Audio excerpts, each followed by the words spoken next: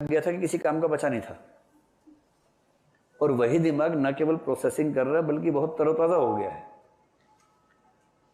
इसका मतलब है कि दिमाग ऐसा नहीं थकता कि वो काम ही नहीं करेगा, एक खास किस्म का काम करते करते थकता है और वो सिर्फ ये चाहता है कि अब थोड़ी देर के लिए बाकी जो पाथ हैं, जो न्यूरोपाथ्स हैं, उनको यूज कर लो भाई, इन रास्तों को छोड़ दो कुछ देर के लिए। तो एक इसका रामबाण उपाय ये होता है, ऐसे किसी भी पेपर में अगर आपने 2 क्वेश्चंस कॉम्प्रिहेंशन के किए, उसके बाद क्रम में बेशक कॉम्प्रिहेंशन है वो छोड़ दीजिए और सीधे क्वेश्चंस को चेंज करके आ जाइए रीजनिंग वाले सवाल पर कि एक थैले में एक लाल, एक नीली, एक काली बॉल है। अब वहां दिमाग चलेगा आपका।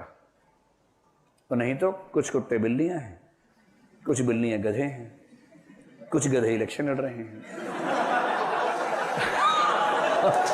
अब और इलेक्शन लड़ने वाले कुछ हंस भी हैं। तो बताइए, सभी हंस गधे हैं या कुछ गधे कौवे हैं? तो अब ऐसा सवाल, उसमें क्या होगा, दिमाग अलग तरीके से काम करेगा। लिंग्विस्टिक इंटेलिजेंस वहां जरूरत नहीं है, वहां रीजनिंग की जरूरत है। और ऐसे सवाल होते हैं, बहुत रोचक किस्म के सवाल होते हैं। लोग ऐसा सवाल पूछते हैं कि बच्चे परेशान हो जाते हैं। रीजनिंग समझाते हुए, इंटेलिजेंस समझाते हुए मैं एक एग्जांपल बच्चों को देता हूँ कई बार कि एक बार एक टीचर ने क्लास में पूछा कि बच्चों ये बताओ, मेरे पिताजी को सफेद कपड़े पहनना पसंद है और मेरी माताजी को चावल खाना पसंद है, बताओ मेरी उम्र कितनी है? अब ये सवाल डेटा सफिशिएंसी का है कि जो सूचनाएं दी गई और जो प्रश्न पूछा गया उनके लिए दिए गए आंकड़े पर्याप्त हैं या नहीं है। सवाल तो इस बात का है। तो कॉमन सेंस से कोई भी समझ सकता है कि डेटा सफिशिएंट नहीं है, कुछ और बताना होगा, इतने से कैसे पता लगेगा? पर तब भी एक बच्चे ने कहा कि नहीं सर, मैं अनुमान लगा सकता हूं, आपकी उम्र 40 साल है।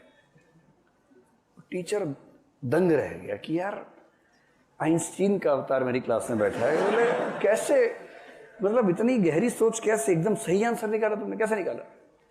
और सर सिंपल लॉजिक है, मेरे पड़ोस में एक भैया रहते हैं 20 साल के, वो आधे पागल हैं, तो मैंने गुणा 2 कर दिया तो